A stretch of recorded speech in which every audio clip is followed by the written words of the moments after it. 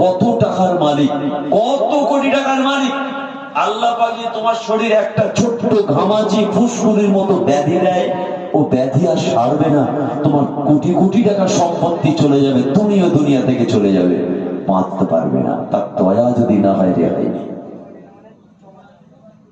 পারবে না। হুজুর কেবলা আর একটা কথা বলতেন, দাঁড়াও মসজিদে পরে ঢুকবে, দাঁড়াও আগে হালাল খাও, হক কথা বলো। হালাল খেলে তোমার রক্ত, শক্তি, গোশত তিনটা হবে হালাল, তোমার সাজদা তবে খোদা দেবে। যদি হালাল না খাও, যদি হারাম খাও, অবৈধ পথে কামাই খাও, হারাম খেলে তোমার শক্তি, রক্ত, গোশত তিনটে হারাম, তোমার নামাজ খোদা নেবে না। গোশতের টুকরো ঠিক করে আসুন, খোদা ফেরত অন্তরে নিয়ে আসেন।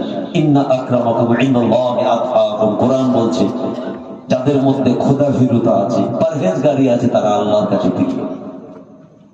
যে গাছে দেখবেন ফল ভর্তি গাছ, গাছ দেখবেন মাথা নুয়ে আছে, ঝুঁকে আছে।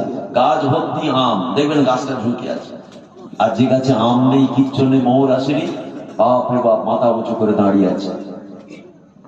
যার মধ্যে এলেম আছে, শিক্ষা আছে, আমল আছে, পরহেজগারিতা আছে, সে জামাত কাট উঁচু করে মস্তানি করবে না সমাজে।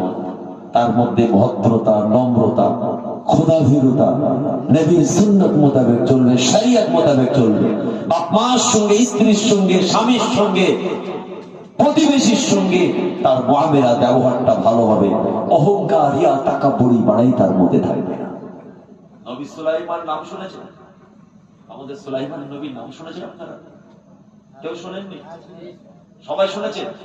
একজন নবী ছিলেন, ওনার কি পার্সোনালিটি ছিল জানেন? কি বৈশিষ্ট্য ছিল বলতে পারবেন একটা? বলেন বলেন বলেন, ভালো লাগবে আমার। উনি সবার কথা শুনতে পেতেন, মানে মানুষের কথা শুধু নয়, জীব জন্তুর, পশু পক্ষী, কীড়া মাকড়া, সবার। এই যে পোকাটা দেখছে, এ যা কথা বলবে নবী শুনতে পেতেন। ছোট্ট একটা পিপিলিকা, সে কি কথা বলতো নবী শুনতে পেতেন। জিনেদের কথা বুঝতেন, জিনেদের রাজ করতেন তিনি, জিনেদেরকে পরিচালনা করতেন।